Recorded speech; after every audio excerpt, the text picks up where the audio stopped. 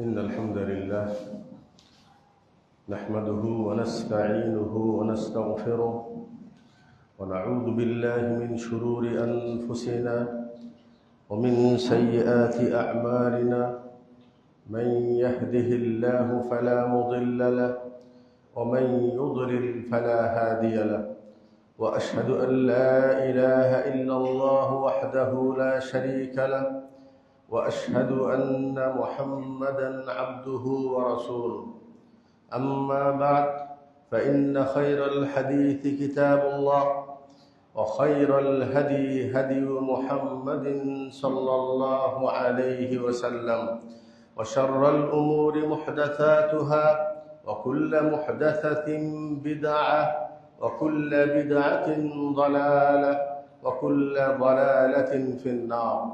أعوذ بالله من الشيطان الرجيم. يا أيها الذين آمنوا اتقوا الله حق تقاته ولا تموتن إلا وأنتم مسلمون. وقال تعالى: يا أيها الناس اتقوا ربكم الذي خلقكم من نفس واحدة وخلق منها زوجها وبث منهما رجالا كثيرا ونساء واتقوا الله الذي تساءلون به والأرحام إن الله كان عليكم رقيبا. وقال تعالى: يا أيها الذين آمنوا اتقوا الله وقولوا قولا سديدا يصلح لكم أعمالكم ويغفر لكم ذنوبكم ومن يطع الله ورسوله فقد فاز فوزا عظيما. وقال تعالى: وإن يمسسك الله بضر فلا كاشف له إلا هو وإن يمسسك بخير فهو على كل شيء قدير. সমস্ত প্রশংসা আল্লাহ সুবহানাহু ওয়া তাআলার জন্য। অসংখ্য কোটি দরুদ ও সালাম বর্ষিত হোক প্রিয় নবী মুহাম্মদুর রাসূলুল্লাহ সাল্লাল্লাহু আলাইহি সাল্লামের উপর। আল্লাহুম্মা সাল্লি আলাইহি আল্লাহুম্মা বারিক আলাইহি। সূরা ইউনূসের 107 নম্বর আয়াত তেলাওয়াত করেছি। এই আয়াতের অর্থ হলো ওয়া ইন ইয়ামসাসকাল্লাহু বিদুররিন, আল্লাহ তাআলা যদি তোমাদেরকে কোনো অনিষ্ট, কোনো ক্ষতি, কোনো অনিষ্ট আল্লাহ যদি কাউকে পৌঁছায়, ফালা কাশিফা লাহু ইল্লা হু, সেটাকে দূর করার ক্ষমতা আল্লাহ ছাড়া কারো নেই। ওয়া ইউরিদকা বিখাইরিন, আর আল্লাহ যদি কাউকে কল্যাণ দিতে চায়, ফালা রাদ্দা লিফাদলি, তাহলে আল্লাহর এই অনুগ্রহকে কেউ প্রতিরোধ করার ক্ষমতাও রাখে না। ইউসিবু বিহি মান ইয়াশা, ভালো বা মন্দ যেটাই মানুষকে স্পর্শ করে এটা হলো আল্লাহর ইচ্ছাই হয়। এটা ছিল এই আয়াতের তর্জমা। এই আয়াতের আলোকে আমি আজকে জুমার খুতবায় 3টা বিষয় আলোচনা করব। একটি হলো এই, আমাদের সামনে সফর মাস, সফর মাসকে কেন্দ্র করে আইয়ামে জাহেলিয়াতের যুগে কিছু আকীদা ছিল মানুষের। সেই আকীদাটা হলো কোনো সময় অথবা জায়গা, কোনো জিনিসকে শুভ অশুভ লক্ষণ মনে করা। যেহেতু সামনে সফর মাস, সেই জন্য আজকের খুতবাটা এই বিষয় নিয়ে আসলাম। আচ্ছা, এখন কি মানুষের মাঝে সফর মাস কেন্দ্রিক কোনো ভ্রান্ত আকীদা আছে? না, নেই। কিন্তু ওই আকীদার সূত্র মুসলমানের ভেতরে ওই আকীদা নেই, কিন্তু ওই বিশ্বাস মানুষের ভেতরে এখন অহরহ, মানুষ বোঝে না, জানে না। এটা একটা আলোচনার বিষয়। আর একটি বিষয় হল আল আইন, বদ নজর লাগা, বদ নজর, এটা একটা। আর একটা হলো আসিহর, জাদু। কেন এই বিষয়ে আলোচনা করলাম? যেহেতু সফর মাসের সাথে সম্পৃক্ততা আছে।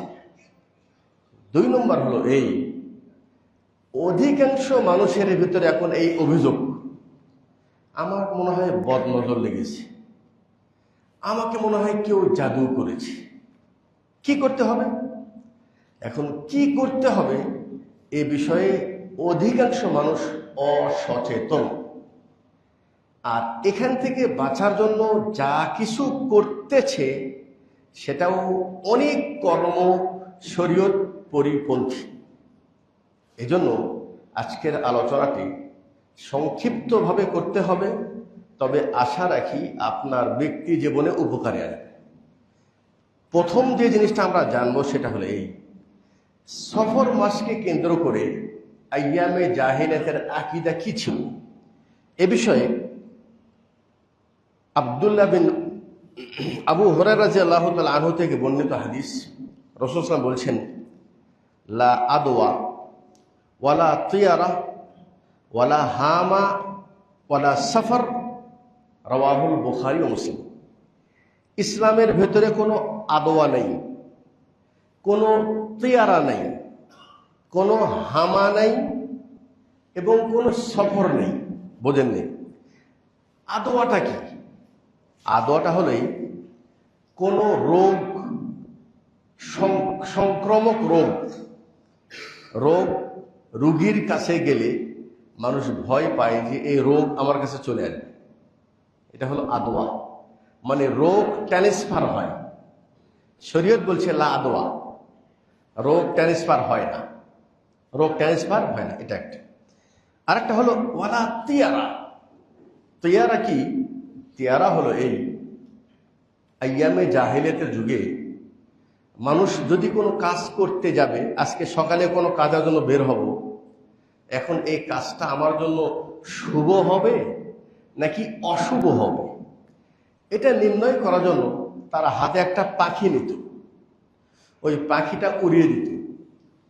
পাখি যদি ডান দিকে যায় তাহলে মনে করত যে এই কাজ করতে যাচ্ছি এটা আমার জন্য শুভ হবে, আর পাখি যদি বাম দিকে যায় তখন তারা মনে করত যে এই কাজ করা যাবে না। এটা আইয়ামে জাহিলিয়াতে প্রচলিত তাদের আকীদা এবং আমলের একটা অংশ ছিল। ওয়ালা হামা, হামা নাই, হানামা মানে হলো পেঁচা, পেঁচা পাখি। জাহিলিয়াতের যুগে সকালে উঠেই যদি কোনো পেঁচা পাখি চোখে দেখে, মনে করে আজকের দিনটা ভালো যাবে না। এই আকীদা জাহিলিয়াতের যুগে ছিল। ওয়ালা সফর, সফর মাসকে কেন্দ্র করে তাদের আকীদা ছিল যে এই মাসে কোনো বিবাহ শাদী করা যাবে না, দোকানপাট খোলা যাবে না, কোনো ভালো কাজ করা যাবে না। এটা ছিল এই হাদিসের তর্জমা। এখন কথা হলেই, এই আকীদাটা কি আমাদের মধ্যে আছে? আছে, পরিপূর্ণ বিদ্যমান। সেটা কিভাবে? সফর মাস কেন্দ্রিক নাই, কিন্তু আমাদের দেশের অধিকাংশ মুসলমান তারা একটা পঞ্জিকা বের করেছে। এখন ছেলের বিবাহ কোন তারিখে দিব, আপনি কি করেন? পঞ্জিকা খোলেন, খুলে দেখে যে কোন তারিখটা শুভনীয় হবে। অনেকে আছে বিবাহ কোন দিন করবে? শুক্রবারে। আচ্ছা, শনিবারে করেন না? শনিবারে না, কারণ তার একটা আকীদা আছে শনিবারের চাইতে শুক্রবার ফজিলত, আর শনিবারে করলে হয়তো এটা নাও হতে পারে, এই ধরনের আকীদা। আচ্ছা, কোনো স্ত্রীর পেটে বাচ্চা আছে, তখন ওই স্ত্রী কিন্তু যে কোনো দিন যে কোনো সময় ঘর থেকে বের হয় না। ওদের একটা সময় আছে, 7 দিনে দিনে মায়ের বাড়ি যাবে, 5ম মাসে মায়ের বাড়ি যাবে, আগে পিছে করা যাবে না। যার পেটে বাচ্চা আছে আপনি তাকে বলেন তো যে সন্ধ্যার সময় তোমাকে মায়ের বাড়ি যেতে হবে, বলে কি যাবে না? যাবে না, ঠিক আছে। পেটে বাচ্চা আছে, আপনি ওর পাশে একটা মুরগি জবাই করেন, না না না, পেটে বাচ্চা আছে, মুরগি জবাই করা দেখা যাবে না, পশু জবাই করা দেখা যাবে না। কারণ এখান থেকে তারা শুভ অশুভ লক্ষণ তারা গ্রহণ করে।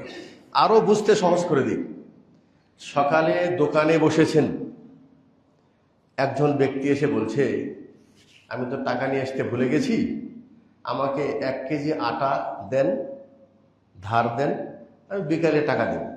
ও দিবে? দিবে না। কেন দিবে না? বলছে আমার দোকানের শুরুই যদি মানে বাকি থেকে হয়, পুরোটা দিন বাকিতেই যাবে। এর অর্থাৎ মূল কথা যেটা, সেটা হলোই, এটা আপনাকে বুঝতে হবে। আপনার এই ধারণা যে সকালে উঠেই আমি দেখলাম একটা সুন্দর মানুষ, তখন আপনার ধারণা হলো আজকের দিনটা মনে হয় ভালোই যাবে ইনশাআল্লাহ। আর সকালে উঠেই যদি দেখেন যে একটা মুসি, যদিও ইসলামের ক্ষেত্রে ভালো রাখবো মনে রাখবো, মুসি, সামার, রাখাল, গরিব, মিসকিন বলে ইসলামের মধ্যে কিছু নেই। ইসলামের একটা নীতি, ইন্না আকরামাকুম ইনদাল্লাহি আতকাকুম। তুমি মুসি হও, রাখাল হও, ধনী হও, কালো হও, ধোলা হও, আল্লাহর এগুলি কিছু দেখায় নেই। কারণ এই সব কিছুর স্রষ্টা আল্লাহ সুবহানাহু ওয়া তাআলা। ইনাকে কালো বানিয়েছেন আল্লাহ, একে অসুন্দর বানিয়েছেন আল্লাহ, একে সুন্দর বানিয়েছেন আল্লাহ, একে ধনী বানিয়েছেন আল্লাহ, একে রাখাল বানিয়েছেন আল্লাহ, একে মুসি বানিয়েছেন আল্লাহ। তো আপনি সকালে মুসি দেখলেই মনে করা যে আজকের দিনটা মনে হয় খারাপ যাবে, আপনি আল্লাহর প্রতি ঈমান আনেন নাই, আপনি শিরক করলেন। আপনি মনে করছেন দোকানে প্রথম জিনিস বাকি দিলেই সারাটা জিনিস বাকি যাবে। আপনার রিজিক কি এই বাকির উপর ভরসা করেন? রিজিকের মালিক তো আল্লাহ সুবহানাহু ওয়া তাআলা। আপনি সকালে যদি কেউ বাকি দেন, আপনার বিজনেসটা শুরু করলেন একটা সুন্দর ইহসান করার মাধ্যমে, আপনার বরকত আরো বেশি হবে। এখন আপনি ইহসান করলেন। এই আলোচনার উদ্দেশ্য হলো এটা একটা, এই জিনিসটা আমাদের মুসলিম সমাজের মধ্যে এখনো বিভিন্ন জায়গায়, বিভিন্ন আকীদায়, বিভিন্ন তরিকায় তারা বিশ্বাস করে থাকে। আশা করি বিষয়টা আপনারা বুঝেছেন, এটা আপনাদের ভিতরেও আছে। অতএব আমি এটাকে ফিনিশ করে দিই। সেটা হলেই আদোয়া নাই মানে কি? সংক্রমণ রোগ নেই। হ্যাঁ, রোগের দুটা আকীদা। একটা হলে রোগ কি একা একা ট্রান্সফার হয়? না, ট্রান্সফার হয় না। যদি তাহলে আল্লাহ রাসূল সাল্লাল্লাহু আলাইহি ওয়াসাল্লামকে জিজ্ঞাসা করেছে, ইয়া রাসূলুল্লাহ, একটা অসুস্থ উট ভালো উটের মাঝে রাখলে বাকি উটগুলোও অসুস্থ হয়ে যায়।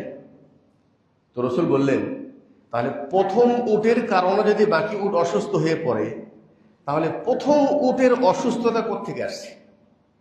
আপনি এখন ওই আয়াতের দিকে ফিরে যান। ওয়া ইয়ামসাসকাল্লাহু বিদুর, আল্লাহ যদি আপনাকে কোনো রোগ, বরকত না দেওয়া, মুসিবত আল্লাহ যদি দেয়, ফালা কাশিফা লাহু, ওটা থেকে উত্তোলন করার কারো ক্ষমতা নেই। ওয়া ইউরিদকা বিখাইরিন ফালা রাদ্দা লিফাদলি, আল্লাহ যদি কাউকে কোনো অনুগ্রহ করে, কিছু দেয়, সেটাকে প্রতিহত করার ক্ষমতা পৃথিবীর কারো নেই। এই দুটা জিনিস আপনার বিশ্বাসের সাথে গেঁথে নিতে হবে। এটা হলো ঈমানের একটা গুরুত্বপূর্ণ সাবজেক্ট। এই জায়গা আমাদের দুর্বল, এখানে আলোচনা আরেকটু পরে করব। তাহলে সব সংক্রমণ হয়তো একজনের চুলকানি হয়েছে, সবার চুলকানি হয়। আপনার আকীদা কি হবে জানেন? আর একটা হলে 1 গ্লাসে পানি খায় না, 1 প্লেটে খায় না। ইন্ডিয়াতে সব হলো মাটির কাপ, বলছো ওই কাপে কেউ খেলেই এই রোগ ওখানে চলে যাবে। এটা হলো শিরকি আকীদা, কুফরি আকীদা। মুসলমান কি সমস্যা নেই, এঁটে খাবো, এক গিলাসেও খেতে পারবো। রুচি হচ্ছে না আলাদা জিনিস। আকীদা এটা নয় যে গিলাস ও খেয়েছে আমি খেলেই রোগ চলে আসবে, এটা শিরকি আকীদা। এটা দেখেন আপনার মধ্যে আছে কিনা। ঠিক আছে, রোগীর কাছে বসলেই রোগ চলে আসবে, শিরকি আকীদা। ইউসিবু বিহি মান ইয়াশা, আকীদা হলেই রোগ উপকার, উপকার ভালো মন্দ একা একা হয় না, এটা করে আল্লাহ সুবহানাহু ওয়া তাআলা। ঠিক আছে, আকীদা হলেই আল্লাহ চাইলে একসাথে খেলেও হবে, না খেলেও হবে। আর আল্লাহ যদি না চায় একসাথে খেলেও হবে না, না খেলেও হবে না। তার মানে হলেই উপকার অপকারের নিসবত মুসলমান কোন দিকে দিবে? আল্লাহর দিকে। এটা ছিল হলো শুভ অশুভ লক্ষণ। আর একটা জিনিস, সেটা হলেই আপনাদের প্রত্যেকের অভিযোগ যে আমাকে মনে হয় বদ নজর লেগেছে। বদ নজরটা কি আগে জানেন? বদ নজরটা হলে এটা হাসাদ এবং হিংসার একটা অংশ। আল্লাহ যদি কাউকে, একটা ছেলে সুন্দর বানিয়েছে, আপনার ভিতরে দেখে হিংসা হচ্ছে, কি রে এই লোকের চেহারা, ছেলে এত সুন্দর কেন, আমারটা হলো না কেন? আর যখন দেখতেছেন তখন ওই হিংসার দৃষ্টিতে আপনি দেখতেছেন, তখন এটা হলো আইন, এটা হলো নজর করলেন, নজরটা হলো বদ, খারাপ নজর। এর চেহারা এত সুন্দর কেন, ছেলে এত সুন্দর কেন, এত ভালো ডিগ্রিধারী কেন, বাড়িটা এত সুন্দর কেন। বলার অর্থ হলো আপনাদের এখানে যখন আসতেছিলাম, মাশাআল্লাহ আল্লাহ পাক এক একটা জায়গায় এক একটা নিয়ামত দিয়েছে। ঠিক আছে, আপনি ওই আগের আয়াতটা আবার স্মরণ করে সবসময় মাথায় রাখবেন, ভালো মন্দর মালিক আল্লাহ সুবহানাহু ওয়া তাআলা। আমি গরিব, ইনি ধনী, আমি অসুন্দর, ইনি সুন্দর। এই নিজের স্রষ্টা আমি নিজে নই, আমার ওনার স্রষ্টা আল্লাহ সুবহানাহু ওয়া তাআলা। অতএব আমি যদি কারো নেয়ামত দেখে হিংসা করি, বলেন আগে বোঝেন হিংসাটা আমাদের মধ্যে মনে নাই। যদি হিংসা করি, যার বিষয়ে হিংসা করলেন তার কোনো ক্ষতি নেই, তার লাভ। কি লাভ? আল হাসাদু ইয়াকুলুল হাসানাত কামা তাকুলুন নারুল হাতাব। কারো বিষয়ে হিংসা করলে যিনি হিংসা করতেছেন তার নেকি এমনভাবে পুড়ে যাবে যেমন লাকড়ি আগুন পুড়িয়ে দেয়। ক্ষতি, হিংসা করলে আমার ক্ষতি।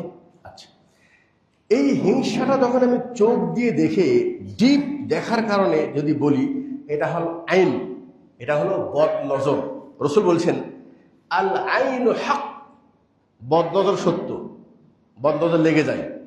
ওয়ালাউ কানা শাইউন সাবাকাল কাদার, ভালো করে বোঝেন, পৃথিবীতে কোনো জিনিস যদি থাকতো সেটা কদরকে ওভারটেক করবে, ভাগ্যকে ওভারটেক করে বাস্তবায়িত হবে, এরকম কোন জিনিস যদি থাকতো দুনিয়ায়, লা সাবাকাতহুল আইন, তাহলে বদনজর মানুষের ভাগ্যকেও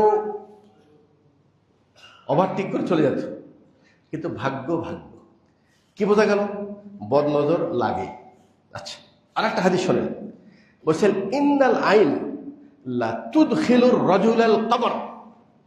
বদনজর লাগার কারণে মানুষ অসুস্থ হতে হতে কবর বন্ধ পৌঁছে যায়।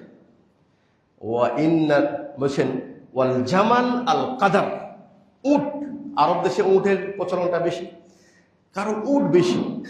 বলছেন উটের উপর বদনজর লাগার কারণে উট চলে যায় কাদার, হাড়িতে। তার মানে অসুস্থ হয়ে গেছে, দুর্বল হয়ে গেছে, লাস্টে মানুষ জবাই করে রান্না করেছে। কি বোঝা গেল? বদনজর সত্য লাগে, এটা মানুষকে কবর পর্যন্ত পৌঁছে দেয়, অসুস্থ করে দেয়, যেমন পশুকেও অসুস্থ করে দেয়। ঠিক আছে? আচ্ছা, তাহলে এটা আসে চোখ থেকে। এটা কাদের কাছ থেকে আসবে? শুধু কি বেনামাজি? না, ভালো করে বোঝেন। এই বদনজরটা ভালো মানুষের কাছ থেকেও আসতে পারে, খারাপ মানুষের কাছ থেকেও আসতে পারে, নামাজেরও আসতে পারে, বেনামাজের কাছ থেকেও আসতে পারে। এমন কি, ভালো করে বোঝেন, আপনার বদনজর আপনার ছেলের উপরে রাখতে পারে, আপনার মেয়ের উপরে রাখতে পারে, আপনার কারোবারের উপরে রাখতে পারে। কারণটা হলে এই যে আপনার ছেলে সুন্দর, আপনার ছেলে পাশে দিয়ে হেঁটে যাচ্ছে, মেয়ে হেঁটে যাচ্ছে, আপনি ভিতরে ধারণা করতেছেন মাশাআল্লাহ, মাশাআল্লাহ বলে তো খালাস, সমস্যা নাই। হ্যাঁ, ধারণা করতেছেন কত সুন্দর, নজর লেগে যেতে পারে। তাহলে এই নজর থেকে বাঁচবেন কিভাবে? কিভাবে বুঝবো যে কার ভিতরে হাসাদ আছে, কারটা নজর লাগতেছে? হ্যাঁ, এটা একটা গুরুত্বপূর্ণ বিষয়, ঠিক আছে না? এটা জানার যেমন প্রয়োজন, আজকের আলোচনাটা আপনার জন্য গুরুত্বপূর্ণ আলোচনা। এটা যেহেতু দেখার কোনো যন্ত্র নাই, ঠিক আছে, যে কারো নজর থেকে লাগতে পারে, এখানে শরীয়তের কিছু বিধান আছে। এই বিধানটা জানতে হবে এবং মানতে হবে। বিধানটা কি? দুনিয়ার যে কোনো ভালো, মানে হাসাদটা খারাপ জিনিস দেখলে লাগে না। অসুস্থ রোগী দেখলে কি কারো হিংসা হয়? ভালো কিছু দেখলে হিংসা হয়। তখন প্রত্যেক মুসলমান যখনই ভালো কিছু দেখবে, মুখ থেকে বলবে মাশাআল্লাহ। কি বলবে? মাশাআল্লাহ। এই আমলটাকে আসে খুবই কম। মাশাআল্লাহ যদি বলেন, তাহলে এই আইন এটার কার্যকরী হবে না। কারণ আপনি এই নিয়ামতের নিসবতটা আল্লাহর দিকে দিয়েছেন। আল্লাহ যা চেয়েছে তাই হয়েছে। ইনার বাড়ি ভালো, আল্লাহ চেয়েছে তাই। ইনি সুস্থ, আল্লাহ চেয়েছেন তাই। ইনার ছেলে মেয়ে সুন্দর, আল্লাহ চেয়েছেন তাই। আগে বলেন মাশাআল্লাহ। আর একটা হলে অন্তর থেকে হাসাদটাকে বের করে দেন। কেন বের করবেন? হাসাদ করে কোনো লাভ নেই। কেন লাভ নেই? দুনিয়ার সবাই চায় যে আমি কোটিপতি হই। সবাই হতে পারবে? আপনি অতটুকুই পাবেন যতটুকু আল্লাহ আপনার তাকদীরে লিখে রেখেছে। হাসাদ না করে কি করেন? কি করবেন? ঈর্ষা। ঈর্ষা করবেন। হিংসা আর ঈর্ষার মধ্যে পার্থক্য নেই। হিংসাকারী বলে যে এত সুস্থ কেন, এত সুন্দর কেন, এত টাকাওয়ালা কেন, এ মরে না কেন, টাকা নষ্ট হয় না কেন, ব্যবসায় লস খায় না কেন? এটা হলো হিংসা। আর ঈর্ষা কি? মাশাআল্লাহ, আফতাবনগরে আঙ্গরজোড়া মসজিদ নির্মাণ করেছে আমাদের কিছু দিনী ভাই। তারা আল্লাহ তাদেরকে টাকাও দিয়েছে, মনও দিয়েছে। আমার কাছে যদি এরকম টাকা থাকতো, আল্লাহ যদি আমাকে এরকম মন দিত, তাহলে আমিও এরকম মসজিদ বানাতাম। এটার নাম হলো ঈর্ষা। তার মানে আপনি কারো নিয়ামত নষ্ট হোক এটা চান না। আপনার চাইতে যে ভালো আছে, আপনি আল্লাহকে বলেন আল্লাহ তুমি আমাকেও তার মতো ভালো বানাও। এখানেই চিকিৎসা শেষ। বদনজর লাগবে না, বদনজর কোনো ক্ষতি করবে না। মনের থেকে হিংসা বের করতে হবে আর বলতে হবে মাশাআল্লাহ। এটা হলো আমি। হিংসাকারী যার নজর থেকে বদনজর লাগবে সে এটা করবে। আপনি কি করবেন? আপনার বাড়িতে যেন বদনজর না লাগে, আপনার সন্তানের উপর যেন বদনজর না লাগে। এটা আর একটা সাবজেক্ট, এটা একটু পরে আসতেছি। 3 নম্বর হলো জাদু। 3 নম্বর কি? জাদু। অধিকাংশ আমাদেরকে তো প্রশ্ন করে, তো সবাই বলে শেখ আগে স্বাস্থ্য ভালো ছিল, হঠাৎ করে অসুস্থ হয়ে পড়ছে। আমার মনে হয় কেউ জাদু করেছে, মনে হয় কেউ জাদু করেছে। আচ্ছা, আসলে জাদু জিনিসটা কি? এটাকে আসলে করা যায়? জাদু কি এটা সত্য? হ্যাঁ, বলছেন জাদু এটা সত্য, কিন্তু জাদু করা কুফরি। জাদু করা কুফরি। জাদু ইসলাম সাপোর্ট করে না। ইসলামের কোনো সূত্র ধরে জাদু হয় না। এটা একটা কুফরি তন্ত্র। এটা সূচনা হয়েছে সুলাইমান আসসালামের যুগ থেকে। আল্লাহ তাআলা বলছেন ওমা কাফারা সুলাইমান ওয়ালাকিন্না শায়াতিনা কাফারু ওয়া ইউআল্লিমুনা আন-নাসা সিহর।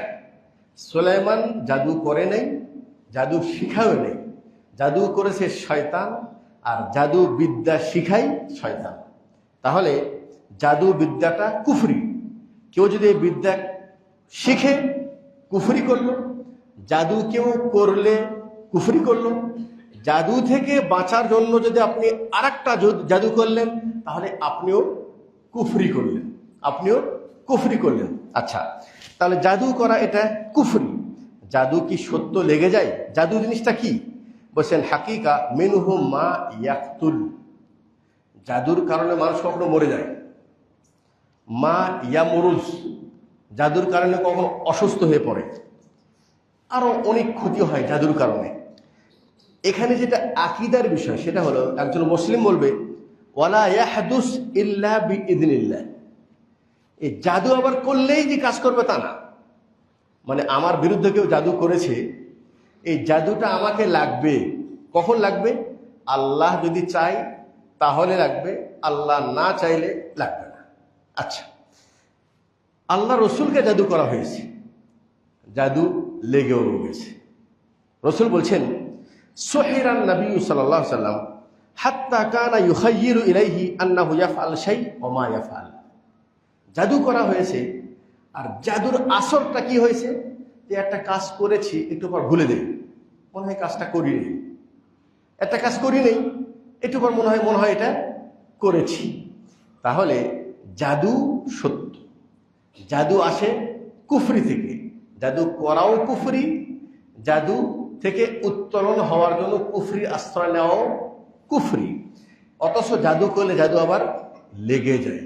আর আমাদের অধিকাংশ মানুষের এখন ধারণা, মনে হয় আমার বদনজর লেগেছে, মনে হয় আমাকে কেউ জাদু করেছে। আজকের খুতবাটা এই জন্য। তাহলে তিনটা জিনিস জানলাম, কোনো সময় অথবা কোনো জায়গা, কোনো ব্যক্তিকে বা কোনো কিছুকে শুভ অশুভ লক্ষণ মনে করা, এটা হলো শিরক। এটা কি? শিরক। আপনি দোকানের থেকে বের হচ্ছেন, আপনার আকীদা এবং বিশ্বাস, মনে রাখবেন এখানে একটা কথা বলে দেই, সেটা হোক বদনজর অথবা হোক শুভ অশুভ লক্ষণ অথবা হোক জাদু, এই সব কিছু সূত্র এক জায়গায়। আল্লাহ চাইলে লাগবে, আল্লাহ না চাইলে লাগবে না। এখানে আপনার বাঁচার যদি উপায় বলি, আবার শোনেন, এখন যেটা আলোচনা হবে সেটা হলে আমাকে কেউ জাদু করতে চাচ্ছে, আমার উপর যেন বদনজর না লাগে, আমি কিভাবে শুভ অশুভ লক্ষণ থেকে বাঁচবো। এর জন্য আপনার প্রথম যেটা কাজ সেটা হলোই আপনার সাথে আকীদার সম্পর্ক, আল্লাহর সাথে কানেক্টেডটা বেড়ে দিতে হবে। আপনার আকীদা, ওই যে আয়াত যেটা পড়েছি সেটা, ওয়া ইন ইয়ামসাসকাল্লাহু বিদুর, আল্লাহ যদি কোনো অনিষ্ট চাই বুঝবে, আল্লাহ না চাইলে বুঝবে না। আল্লাহ চাইলে উপকার হবে, আল্লাহ না চাইলে উপকার হবে না। তাহলে আপনি সকালে খারাপ কিছু দেখলেই আপনি কেন আপনার ছেলের বিবাহ শনিবারে দিচ্ছেন না? আপনি কেন রাত্রিবেলায় কোনো কাজে বের হচ্ছেন না? আচ্ছা, আপনার গাছে ফল আসছে, আপনার গাছের দিকে ছিঁড়া স্যান্ডেল, জুতা, ঝাড়ু, এটা কেন?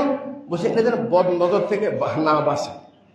এই যে বাচ্চার এখানে ফোঁটা দিয়েছে, কালো ফোঁটা, কেন? বলছে বদনজর থেকে বাঁচার জন্য। তাহলে কি বোঝা গেল? আচ্ছা, এরপরে কি হয়? জাদু থেকে বাঁচার জন্য মনে হয় জাদু করেছে, একটা হুজুরকে নিয়ে আসতেছেন বাড়িতে, নিয়ে এসে আমাকে বলছেন, দেখেন তো বাড়িতে জাদু কেউ করেছে কিনা। কেন? হুজুর বলছে হ্যাঁ জাদু করেছে। জাদু কি করেছে? কোথায় করেছে?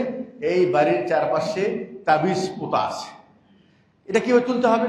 আসেন, এখন ওরা যে আপনার চোখের সামনে তাবিজটা খুলে বের করছে, আপনি বলেন ওরে সর্বনাশ। আর ওকে যদি বলেন কে করেছে এটা, সহজে বলবে না, না এটা বলা যাবে না। আর যদি একটু ভালো কিছু দেন তাহলে হয়তো বলেও দিতে পারে। ও আগে জানবে যে এর সাথে শত্রু কার, আকার ইঙ্গিতে বলবে। আপনার কোনো ফুফাতো ভাই আছে? আপনার কি কোনো বন্ধু আছে? হ্যাঁ, আপনার একটা বন্ধু জাদু করেছে। এখন আপনার সাথে যে বন্ধুর সম্পর্ক ছিল, কোন বন্ধু করতে পারে, ওই বন্ধু নিয়ে চিন্তা করছেন, আপনার মনে হয় এই বন্ধু। এই যে একটা কুফরি আকীদা, কুফরি বিশ্বাস, পরিণাম দুই ভাইয়ের ভিতরে ফাটল, আত্মীয়ের মধ্যে ফাটল। এটা হলো আপনার শরীয়তের বিষয়ে অজ্ঞতার কারণে এটা কুফল। এটা কি? কুফল। বাস্তবতা কি? বাস্তবতা হলে আপনি একটু চিন্তা করে দেখেন তো, আপনাকে কে জাদু করেছে? শোনেন, আল্লাহ নবী সাল্লাল্লাহু আলাইহি সাল্লাম, তার চাইতে বড় জ্ঞানী পৃথিবীর কেউ আছেন? তিনি কি করছেন? তিনি বলছেন, আমি শুয়েছিলাম, আতানি রজুলান, দুজন ব্যক্তি আমার কাছে ঘুমের মধ্যে আসলো। আসার পর ফাকাআদা আহাদুহুমা ইনদা রাসি, একজন আমার মাথার কাছে বসলো, ওয়াল আখারা ইনদা রিজলি, আর একজন আমার পায়ের কাছে বসলো। এই দুজনকে দুইজন ফেরেশতা। ফাকালা আহাদুহুমা লিল আখার, দুইজনের মধ্যে একজন বলছে, মা ওয়াজা আর রজুল, এই ব্যক্তি তো অসুস্থ, এই অসুস্থটা কি? বলছেন ফাকালা মাতবুব, একে তো জাদু করা হয়েছে। আচ্ছা, ওমা তিব্বুহু, জাদুটা কে করেছে? মান তাব্বাহু, লাবিদ বিন আল আসাম। কোথায় করেছে, কিসে করেছে?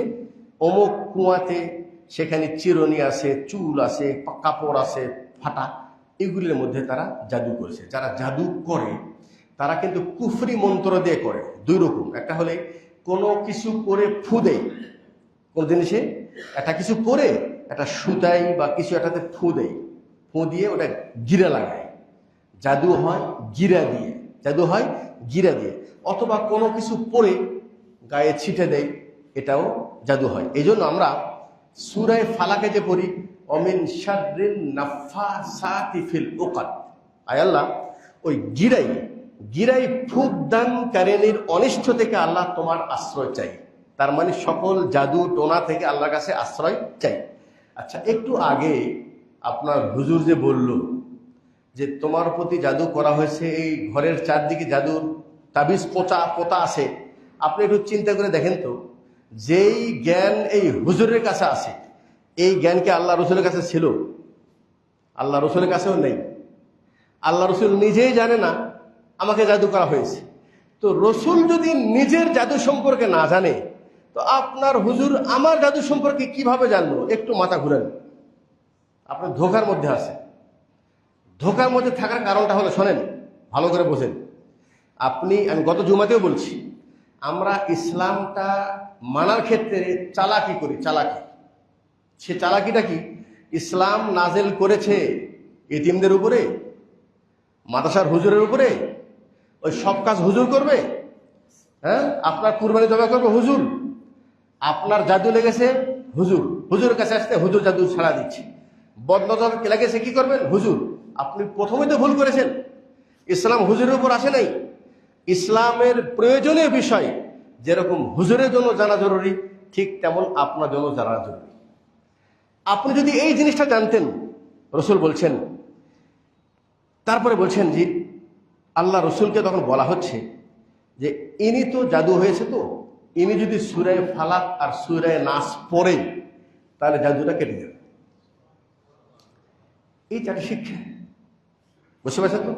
রসুল বলছেন যে ব্যক্তি, শোনেন আমি কথাটা শেষ করি, সেটা হলে তাহলে ইসলাম সম্পর্কে আপনার ধারণা নেই, আপনার জ্ঞান নেই। আর ইসলামটা আপনি দিয়েছেন পুরোটা হুজুরের উপরে। হুজুর তো এখন আপনাকে সবকিছু সুন্দরভাবে বুঝিয়ে দিচ্ছে। জি, হুজুরের দোয়াই অথবা হুজুরের তাবিজ পড়াই অথবা ওই যে গায়েবানা তাবিজ উঠানোর কারণে কোশ্চিন কালেও জাদু নষ্ট হবে না, বদনজর থেকে বাঁচতে পারবেন না। কোশ্চিন কালেও আপনার শুভ অশুভ লক্ষণের বিষয় আপনার আকীদা ঠিক হবে না। কি করতে হবে? আপনি শরীয়তের বিষয়ে একটু সচেতন, জানতে হবে, এলেম শিখতে হবে। সবকিছু আর একজনের প্রতি ভরসা করলে হবে না। কি জানবেন? আপনি যদি প্রত্যেক সালাতের পর একবার আয়তাল কুরসি, একবার সূরা ইখলাস, একবার সূরা ফালাক, একবার সূরা নাস, এটা যদি পড়েন, তাহলে আপনার এই দিনের বেলায় কেউ জাদু করে বদনজর কারো লাগবে না। জাদু টোনা সবকিছু থেকে আল্লাহ পাক আপনাকে নিরাপদ রাখবে ইনশাআল্লাহ তাআলা। রাসূল সাল্লাল্লাহু আলাইহি ওয়াসাল্লাম বলছেন,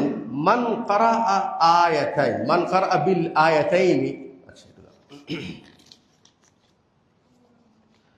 রাসূল সাল্লাল্লাহু আলাইহি ওয়াসাল্লাম বলছেন, শোনেন, ইহফাজিল্লাহ ইয়াহফাজুক, তুমি আল্লাহর হেফাজত করো, আল্লাহ তোমার হেফাজত করবে। আমি আল্লাহর হেফাজত করবো মানে কি? আল্লাহ যে দ্বীনের বিধান দিয়েছে ওটা মেনে চলো, আল্লাহ তোমাকে হেফাজত করবে। কিভাবে? মান সাল্লা সালাতা সুবহি ফাহুয়া ফি জিম্মাতিল্লাহ, যে ব্যক্তি সকালের ফজরের সালাত পড়লো সে আল্লাহর জিম্মায় চলে গেল। চিকিৎসা তো এখানে আছে ভাই, চিকিৎসা তো আছে। এই চিকিৎসা হুজুর করলে হবে না, এটা আপনাকে করতে হবে। আপনি করবেন, আপনার স্ত্রী করবে, আপনার সন্তান করবে, বাধ্য। আপনি ফজর সালাত পড়েন না, আপনাকে বদনজর লাগবে। আপনি ফজর সালাত পড়েন না, আপনারা তো জাদু করবেই মানুষ। আচ্ছা, এটা একটা উদাহরণ দিলাম। ইহফাজিল্লাহ ইহফাজুল্লাহ, সকালে নামাজ পড়লা, আল্লাহর দায়িত্ব চলে গেলা। ফালা ইয়াতলুবান্নাকুমুল্লাহু মিন দিম্মাতি শাই, যার দায়িত্ব আল্লাহ নিয়ে নিবে তার কি এখন কষ্ট আছে? ফাইন্নাহু মান ইয়াতলুবুহু বিদিম্মাতি শাই ইউদরিক, আল্লাহ যদি হেফাজতের দায়িত্ব নেয় আল্লাহ হেফাজত করবে তাকে, নিশ্চিত, কোনো সন্দেহ নেই। সুম্মা ইয়াকুব, আর কেউ যদি আল্লাহর জিম্মা থেকে নিজেকে বের করে দেয়, ফজর সালাত পড়লাম না, আপনার নিরাপত্তার ছায়া তো আপনার মাথার উপরে নাই, আপনাকে হেফাজত কে করবে? দুনিয়ার কোনো শক্তি নেই আপনাকে হেফাজত করতে পারে। এটা একটা উদাহরণ। তেমনি রাসূল বলছেন, মান কারা বিল আয়াতাইনি মিন আখির সূরাতিল বাকারা, সূরা বাকারার শেষ 2 আয়াত মুখস্থ আছে নাই, তো আপনি কিভাবে বাঁচবেন? আপনাকে পড়তে হবে। এটা সূরা বাকারার শেষ 2 আয়াত কোনটা? আমানার রাসূলু বিমা উনজিলা ইলাইহি মির রাব্বিহি। বলছেন যে ব্যক্তি সূরা বাকারার শেষ 2 আয়াত পড়ে শুলো, ফি লাইলাতিন কাফাতাহ, তার জন্য ওই রাত যথেষ্ট। বলছেন কাফাতাহু আল মাকরুহ তিলকা লাইলা, তার জন্য যথেষ্ট কি? দুটা ব্যাখ্যা আছে। একটা হলে সকল অনিষ্ট থেকে হেফাজত করার জন্য আল্লাহ তাআলা তার উপর নিগরান করে ফেরেশতা দিয়ে, যেন কোনো ক্ষতি তার উপরে না আসে। একটা বিচ্ছু আসবে কাটার জন্য, তা আল্লাহ পাক সরিয়ে দিবে। বুঝতে পারছেন তো? একজন সাহাবী এসে বলছেন, ইয়া রাসূলুল্লাহ, আমাকে তো সাপে দংশন করেছে সন্ধ্যাবেলায়। বলছে তুমি পড়ো নাই সন্ধ্যাবেলায় আউযু বিকালিমাতিল্লাহি তাম্মাতি মিন শাররি মা খালাক? তুমি যদি এটা পড়তা তাহলে তোমাকে সাপে কাটতো না। আপনি শুধু হুজুরের উপর বসা কেন? এগুলো আপনাকে করতে হবে।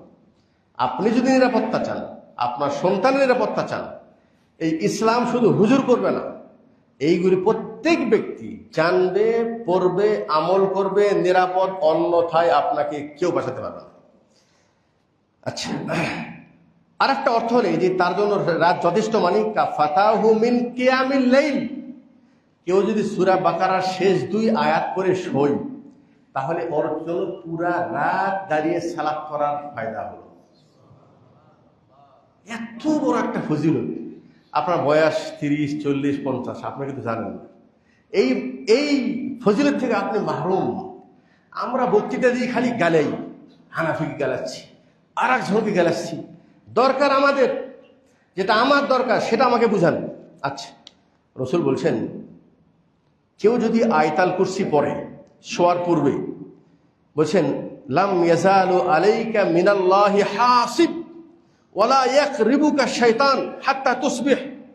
সকালে শোয়ার সময়, রাত্রে শোয়ার সময় একটা তো পড়লেন সূরা বাকারা 2 আয়াত, আর আয়াতুল কুরসি যদি পড়েন, হাদিস দেখেন, বলছেন তাহলে ওই ব্যক্তি লা ইয়াজালু আলাইকা মিনাল্লাহি হাফিজ, আল্লাহর পক্ষ থেকে হেফাজতকারী ফেরেশতা তার জন্য নিযুক্ত হয়ে যায়। ওয়ালা ইয়াকরাবাকা শাইতান হাত্তা তুসবিহ, সকাল পর্যন্ত ওই ব্যক্তির কাছে শয়তান আসতেই পারবে না। পৃথিবীর কোনো অস্ত্র নাই যে অস্ত্র দিয়ে আপনি শয়তানকে ঠেকাবেন, এই পৃথিবীর কোনো অস্ত্র এরকম নাই। এটা হলো সকালে পড়বেন, প্রত্যেক সালাতের পর একবার করে আয়াতুল কুরসি পড়বেন, ছোট্ট 2টি আয়াত। আপনাকে জানতে হবে, এটা হুজুর বললে হবে না, আপনাকে প্রত্যেকেই জানতে হবে, আমল করতে হবে। রাসূল বলছেন, রাসূল সাল্লাম কানা ইযা আখাযা মাসজিআহু নাফাযা ফি ইয়াদাইহি ওয়া ক্বারাআ বিল মুআউযাতাইন ওয়া মাসাহা বিহিমা জাসাদাহু। বলছে রাসূল সাল্লাম যখন রাত্রে শুতে যেতেন তখন তিনি 2 হাতে কুল হুয়াল্লাহু আকবার, কুল আউযু বিল ফালাক একবার, কুল আউযু বিন নাস একবার, ফালাক, নাস, ইখলাস পরে ফু দিতেন। ফু দিয়ে এই হাত দিয়ে শরীরের প্রথম অংশে মাসাহ করতেন। এই মাসাহ করাটা এটা একবারে। আয়েশা রাদিয়াল্লাহু তাআলা আনহা বলেন, রাসূল যখন অসুস্থ হয়ে পড়লেন তখন উনি পড়তে পারতেন না, আমি ওনার পক্ষ থেকে পড়তাম, আর হাতটা ওনার হাত নিয়ে, যেহেতু ওনার হাত তো বরকতের হাত, আমি ওই হাতে ফু দিয়ে ওই হাতটা দিয়ে ওনার গাকে মাসাহ করাতাম। এখানে আরেকটা দলিল আসে, আপনার ছোট বাচ্চা, সে তো এখনো আয়াতুল কুরসি পড়তে জানে না, ইখলাস, ফালাক, নাস পড়তে জানে না, আপনি জানেন আপনার বহু অভিযোগ, ছেলেটা মনে হয় বদনজর লেগেছে, মনে হয় জাদু করেছে, আপনি প্রত্যেক দিন শোয়ার পূর্বে আমলটা করেন, পরে নিজের গায়েও ফু দেন, বাচ্চার গায়ে ফু দেন। কতক্ষণ টাইম লাগবে? 5 মিনিট। আল্লাহর পক্ষ থেকে আপনি নিরাপদে থাকবেন। আপনি যদি ঘর থেকে বের হন, ঘর থেকে বের হলেন, বড় সময় একটা দোয়া পড়লেন, জানি না কতটুকু আমল করেন, অবশ্যই করবেন। বলছেন মান ইদা খারাজা রাজুলু মিন বাইতিহি, কোনো ব্যক্তি ঘর থেকে বের হলো, ফাকালা, সে বলল বিসমিল্লাহি তাওয়াক্কালতু আলাল্লাহ লা হাওলা ওয়ালা কুওয়াতা ইল্লা বিল্লাহ। আপনি ওমরা করেন, হজ করেন, দান করতেছেন, আরে ভাই এগুলো খুব ছোট ছোট আমল, আপনার জন্য নিরাপদ, আপনাকে নিরাপত্তা কেউ দিতে পারবে না, এই জিনিসগুলি দিবে। এটা আপনি যদি করে বের হন, হাদিস কি বলছে, ইউকালু হিনা ইদিন, যে ব্যক্তি বের হওয়ার সময় এই দোয়াটি পড়ল, তাকে তখন বলা হয় হুদিতা, কুফিতা, উকিতা ওয়া তানাহা লাহু শাইতান। ওকে তো হেদায়েত দেওয়া হয়ে গেছে, ওকে তো বাঁচিয়ে রাখা হয়েছে, ওকে তো নিরাপদ দেওয়া হয়ে গেছে। ওয়া তানাহা আনহু শাইতান, ওর থেকে শয়তান দূরে চলে গেছে, খালাস। এই এতটুকু তো আপনার ভিতরে নাই, আপনার তো বদনজর লাগবে, জাদু ধরবেই, স্বাভাবিক। রসুল বলছেন যে ব্যক্তি, ভালো করে আমার আলোচনাটা হলো আপনার জন্য, আপনি ঘরে ঢোকার সময় বিসমিল্লাহ পড়েন কি? নাই, এই আমল নেই। খানা খাওয়ার সময় তো অনেকে পড়েন। রসুল বলছেন ঘরে ঢোকার সময় কেউ যদি বলে বিসমিল্লাহ, এটা কি কঠিন? কে জানে না। শুধু আমাকে আমলটা কেন করি না? আমল তো আমার জন্য না, আমল করবে হুজুর। এটা আরো মারাত্মক একটা ভুল। মাদ্রাসায় যান শুধু এতিম, মাদ্রাসায় যান শুধু গরিব, ধনী নেই। কেন নাই? তো জাদু তো আপনার উপরে হবে, বদনজর তো আপনার উপরে আসবে। দুনিয়ার কোনো কেউ আপনাকে নিরাপদ দিতে পারবে না। হ্যাঁ, আপনি অবশ্যই ডাক্তার হবেন, ইঞ্জিনিয়ার হবেন, দুনিয়ার অ্যাডভান্স হন, কিন্তু আপনার প্রথম যেটা ভিত, এটা এগুলি লাভ ফরজ, এগুলো আপনাকে জানতে হবে। আল্লাহর সাথে আপনি কিভাবে ঈমান আনবেন, বিশ্বাস। আন্নাল উম্মাতা লাউ ইজতামাআত আলা আন ইয়ানফাউকা বিশাই, হাদিস কুদসি। সারা পৃথিবীর মানুষ যদি তোমাকে উপকার করার ইচ্ছা করে, অতটুকুই পারবে যতটুকু আল্লাহ চাইবে, এর চেয়ে বেশি পারবে না। সারা পৃথিবীর মানুষ একত্রিত হয়ে আপনার যদি ক্ষতি করতে চায়, অতটুকুই পারবে যতটুকু আল্লাহ চাইবে। এই বিশ্বাসটা কে শিখাবে? আপনার ছেলেকে আপনি ধারণা দেন, তাহলে ওর ভিতরে একটা সাহস হবে, আল্লাহকে বিশ্বাস করবে। যে যাই বলুক, যে যাই করুক না কেন, আমার নিরাপত্তার জন্য আল্লাহ যথেষ্ট। এই জন্য তো ইব্রাহিম আলাইহিস সালাম আগুনে পড়ার পরেও বলছেন হাসবুনাল্লাহ। আগুনের কাজ পুরানো ঠিক আছে, কিন্তু আমাকে তারপরেও যিনি বাঁচাতে পারেন সেটা হলো আল্লাহ সুবহানাহু ওয়া তাআলা। সামনে দরিয়া আর পিছনে শত্রু ফেরাউন, সবাই বলছে ইন্না লা মুদরাকুন, বাঁচার কোনো পথ নেই, আমাকে তো পেয়ে বসেছে, খালাস। মূসা আল্লাহকে চিনেন, আল্লাহর কুদরত সম্পর্কে তার ধারণা আছে, বলছে কাল্লা ইন্না মাইয়া রাব্বি সায়াহদিন, কখনোই নয়, আল্লাহ আমার সাথে আছে। ইন্না মাইয়া রাব্বি, আমার রব আমার সাথে আছে, সে আমার জন্য একটা পথ বের করবে। সুবহানাল্লাহ। আপনার ঈমান যখন আল্লাহর প্রতি এরকম দৃঢ় হবে, আপনি ঘর থেকে বেরোয়েছেন, আমি দোয়া করে বেরোয়েছি ইনশাআল্লাহ, এর পরেও যদি কিছু ঘটে, তাহলে এর চাইতে আরো বেশি বড় ঘটতে পারত, আরো বড় ঘটতে পারতো, হয়তো আল্লাহ বাঁচাইছে। তারপরেও যদি ঘটে, এর মধ্যে আপনার কল্যাণ আছে। আপনার ভরসা আমার দোয়া, আমাকে হেফাজতকারী আল্লাহ সুবহানাহু ওয়া তাআলা। যখন মূসা বললেন যে আমাকে সমস্যা নেই, সামনে দড়িয়ে পিছনে শত্রু, কাল্লা, এটা কিভাবে বললা যে আমি শেষ? না, আমার শেষের মালিক আল্লাহ, সে আমাকে বাঁচাবেই। আল্লাহ বলছেন ইদরিব বিআসাকাল বাহর, তোমার হাতের এই লাঠিটা সমুদ্রে মারো। আল্লাহু আকবার। এটার নাম হলো আলা ইন্না নাসরাল্লাহি করিব। আল্লাহর প্রতি আপনার দৃঢ় বিশ্বাস বাড়ান, সাহায্য আপনার একেবারে সন্নিকটে। রাসূল সাল্লাল্লাহু আলাইহি ওয়াসাল্লাম বলছেন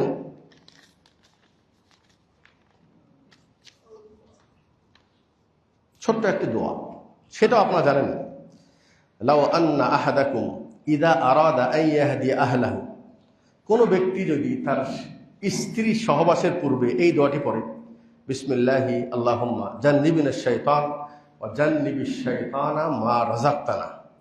বলছেন ফাইন্নাহু ইন ইউকাদ্দার বাইনাহুমা ওয়ালাদুন ফি যালিক লাম ইয়াজুররুহু শাইতানুন আবাদান।